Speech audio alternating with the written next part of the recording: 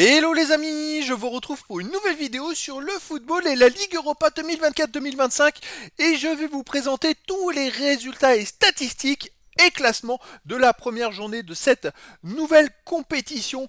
On va revenir sur le classement, sur les résultats des matchs, sur les classements. J'ai plus de 20 classements que vous trouverez nulle part ailleurs. Des classements qui seront sur la meilleure attaque, meilleure défense, meilleure possession de balle, plus grand nombre de passes, plus grand nombre de tirs, plus grand nombre d'occasions. Bref, je vais tout vous donner comme information avec les statistiques en même temps de Lyon et de Nice au travers, bien sûr, de ces classements. On verra le classement des meilleurs marqueurs et surtout on terminera par le calendrier de la prochaine journée avec les équipes qui s'affrontent, les horaires et surtout les places au classement des équipes qui s'affrontent. Voilà, ça va être passionnant ce nouveau format avec un championnat unique de 36 équipes et 8 journées, ça va être top. Alors, au classement, déjà les résultats, il y a eu des matchs les mercredis 25 septembre et jeudi 26 septembre, 9 matchs à chaque jour. Alors, le mercredi 25 septembre, Alkmaar a battu Elfsborg Boras 3-2, Bodo Glimt a battu Porto 3 buts à 2, c'est une surprise. La Lazio de Rome a gagné au Dynamo de Kiev 3-0.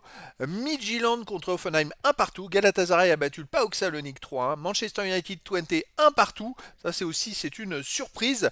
On a ensuite Nice qui a fait match nul contre la Real Sociedad 1 partout. Slavia de Prague qui a gagné 2-0 à Ludogorets Razgrad. Anderlecht a battu Ferencváros 2-1.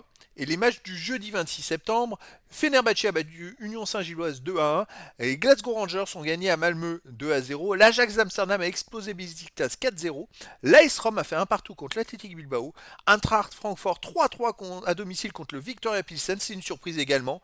Le FC Steaua Bucarest a battu Rigas 4-1. Lyon a battu l'Olympiakos 2-0. Braga a battu Maccabi Tel Aviv 2-1 et Tottenham a battu Karabag 3 buts à 0. Donc il y a eu, comme vous voyez, beaucoup de buts dans toutes les rencontres. Il n'y a pas une rencontre à moins de 2 buts. C'est 2 buts minimum. Alors ça, c'était du spectacle. C'est vraiment top que ça démarre comme ça. Au classement, les amis, alors je rappelle que les 8 premiers seront qualifiés directement pour les huitièmes de finale. De la 9e à la 24e place, ce sera des matchs de 16e de finale. Et au-delà, la 24e place, les équipes seront éliminées. Alors pour l'instant, on a quand même 13 équipes. Vous voyez, sur les 18 matchs, il y a eu quand même 13 équipes qui ont gagné. C'est pour ça que les victoires, ça va être important. Les matchs nuls, ça rapporte rien, hein. Si on veut être dans les 8, il ne faut pas faire de matchs nuls. Il va falloir gagner un maximum de matchs, quitte des fois à en perdre. Mais il vaut mieux gagner 6 matchs et en perdre 2 que faire 4 victoires et 4 matchs nuls. Enfin voilà, c'est un exemple, mais bon. Alors pour l'instant, Lyon est 8e au classement et Nice est 23e. Alors Lyon est dans les 8 hein, et Nice est dans le dernier au goal average. Bon, après, c'est par ordre alphabétique. Ils ont le même goal average que d'autres. Ils pourraient être très bien Nice 16e. Il va falloir attendre plusieurs journées que ça se décante, hein, que ça reflète plus le vrai classement. Alors, on continue. La meilleure attaque, on a donc le Steaua Bucarest et l'Ajax qui ont marqué 4 buts, qui sont en tête des attaques. Lyon est 11e et Nice 29e, avec un seul but pour Nice. Et Lyon, 2 buts. Meilleure défense, l'Ajax. Il y a quand même 6 équipes qui n'ont pas pris de but, hein. C'est-à-dire l'Ajax, Glasgow Rangers, Lazio de Rome, Lyon, Slavia de Prague, Tottenham, qui n'ont pas encaissé de but lors de cette première journée. Lyon est donc 4e et Nice 18e. C'est pareil, en fait, ils sont 4e, mais on va dire premier ex aequo. Je dirais que ça se répartira mieux dans les prochaines journées.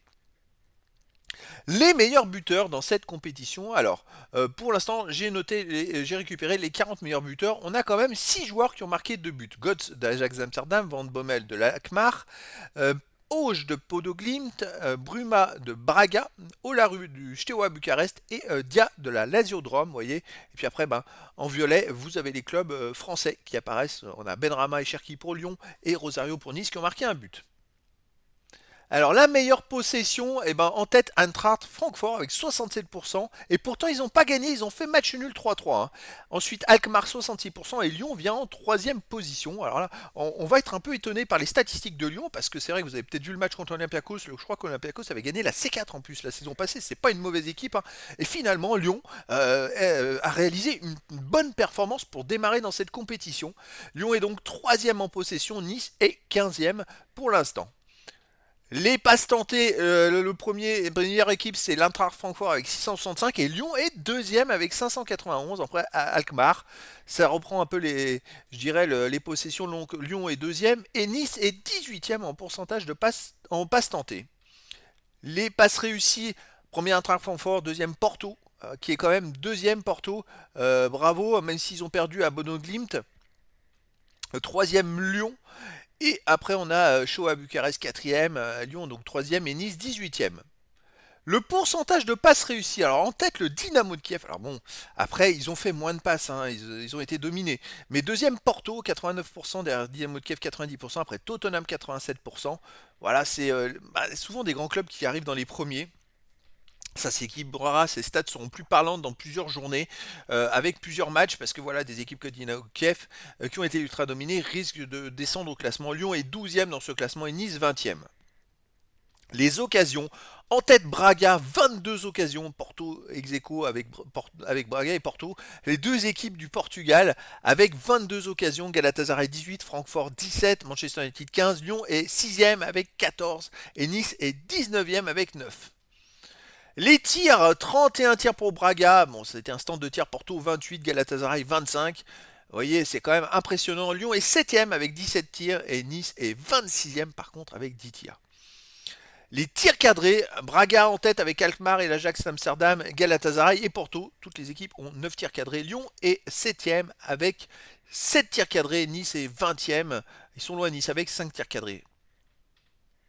Les pourcentages de tirs cadrés, PAOK Salonique en tête avec 71% devant Boras, Elfsborg Boras avec 66%, Bodo Glimt 63%, l'AS Rome et Dynamo de Kiev 60%. C'est pareil, c'est des stats qui vont vraiment se lisser sur plusieurs journées. Lyon est 20e seulement avec 41% et Nice 12e avec 50% de tirs cadrés. Les tirs contrés, alors en tête Braga 11, deuxième Manchester United 8 et Lyon est 3e avec Porto avec 7 tirs contrés et Nice est 30e avec seulement un tir contré. Les tirs sur les poteaux, on a Braga, 3 tirs sur les poteaux. Alors Braga, ils sont dans les premiers de tous les classements. C'est un truc de fou. Karabag, Maccabi Tel Aviv, Ajax et Union Saint-Gilloise, 2 tirs. Puis après, il y a Lyon aussi qui est là avec 8e avec un seul tir. Et puis Nice est 14e avec 0 tir. Mais bon, il y a de la 11e à la 36e, les équipes n'ont pas tiré sur les poteaux. Le pourcentage de buts par tir tenté. Alors là, c'est Elfsborg Boras, c'est quand même très efficace. 66% de buts par tir tenté, c'est fort quand même, c'est très très fort. On a Tottenham 30%, Bodo Glimt 27%, l'Ajax 23%. Et bon, ça aussi, ça va se lisser sur plusieurs matchs. Bien sûr, Lyon est 18e avec seulement 11% et Nice 23e avec 10%. Nice, c'est un but tous les 10 tirs, en gros, voilà. Les hors-jeux, les amis, en tête Karabag avec 6 et Rome à 6 également. Ensuite, Olympiakos 5. Lyon est 7e avec 3 et Nice 9e avec 3 également. Les corners, il y a 3 équipes en tête. Athletic Bilbao, Manchester United et Midtjylland avec 10. Lyon est 8e avec 8 corners et Nice 18e avec 5 corners. Les centres en tête Galatasaray 37 centres, Porto 30 ensuite, Braga Athletic Bilbao 27 et Nice vient 5e avec 25, bravo. Lyon est de loin et beaucoup plus loin 17e avec 16 centres. Les interceptions en tête Elfsborg Boras avec 18, ensuite l'Ajax avec 15, après il y a plein d'équipes à 14 dont Lyon qui est 6e, Nice est 21e avec 9 interceptions. Les tacles en tête Garabag et Offenheim avec 29 tacles. Ensuite Braga, qui est encore là avec 26 tacles. Union Saint-Gilloise 23. Lyon est 32e au tacle avec 11 tacles seulement. Ils n'ont qu'un de plus que le dernier. Hein. Et Nice est 33e avec 11 tacles également. Les Français, c'est pas leur fort. Les duels gagnés en tête Fenerbahçe 68 devant Union Saint-Gilloise 67, Eintracht Francfort 66, Braga 64 avec Offenheim 64. Lyon est 25e avec 43 et Nice 16e avec 50. Après, Lyon a eu beaucoup de la balle, ils n'ont pas eu besoin forcément d'avoir des duels. Les arrêts, alors Real Sociedad, le gardien, il fait 14 arrêts. C'est quand même assez monstrueux. Je dirais que c'est peut-être ce qui a sauvé la Real Sociedad parce que c'était un match à Nice et Nice a tout donné. Vous voyez, pour essayer de gagner, et puis finalement ils ont fait match nul un partout. Mais voilà, c'est des stats quand même. Je dirais que Nice, ils ont tiré un certain nombre de fois. Et alors je regarde, je vérifie quand même. Non, c'est une erreur, c'est un arrêt.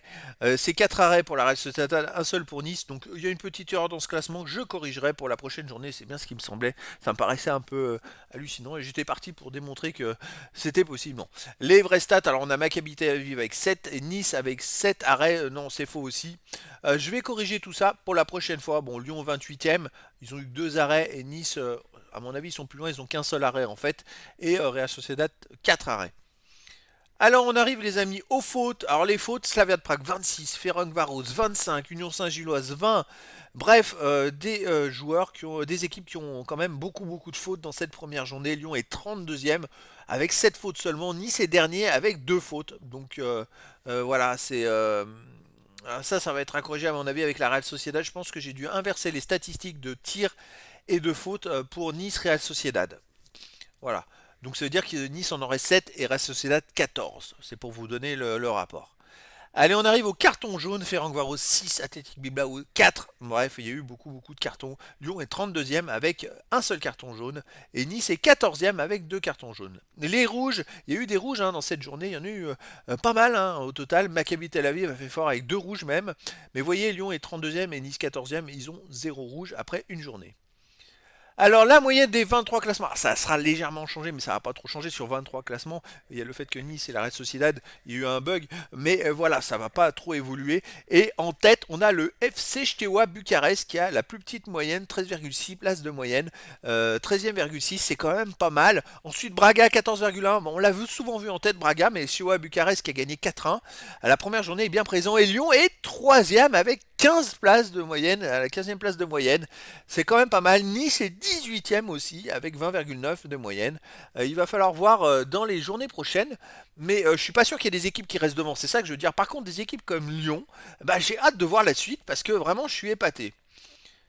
On arrive au calendrier de la deuxième journée, les amis, et ce sera donc tous les matchs se joueront le jeudi 3 octobre 2024. Il y aura 9 matchs à 18h45 et 9 matchs à 21h. C'est quand même important, c'est à souligner. On aura Rigas le 33e qui recevra Galatasaray le 5e, Ferencváros le 26e qui recevra Tottenham le 4e, Maccabi Tel Aviv le 27e contre Midtjylland le 21e, l'Olympiakos le 32e contre Braga le 12e, Karabag le 35e contre Malmö le 31e. Il y a des équipes de bas de classement qui vont s'affronter, qui pourront permettre à certaines de remonter. Real Sociedad le 19e contre le Anderlecht le 11e. La Lazio de Rome le 3e recevra Nice le 23e. Un gros duel Slavia de Prague le 7e recevra l'Ajax d'Amsterdam le 1er. Un choc de haut de tableau. Offenham le 18e recevra le Dynamo de Kiev le 34e.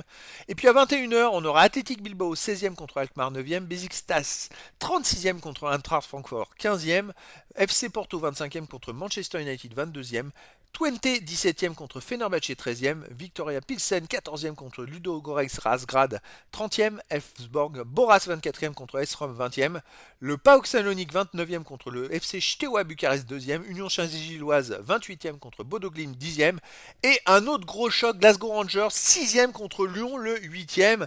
Donc ça va être un énorme choc entre deux équipes qui ont gagné leur premier match. Donc voilà les amis, ça va être vraiment une compétition vraiment très intéressante. Il va y avoir beaucoup de spectacles. Et donc voilà, je vous donne rendez-vous tout simplement le jeudi 3 octobre pour la suite des matchs de la Ligue Europa 2024-2025. Donc voilà, c'était une vidéo de présentation de tous les résultats de la première journée de cette Ligue Europa avec plus de 20 classements et statistiques, et puis aussi les résultats des matchs. Ça permet un peu de décortiquer, ce sont les équipes qui sont sorties du lot. Maintenant, hâte de voir la suite de cette compétition. Voilà les amis, je vous dis à très bientôt pour une nouvelle vidéo.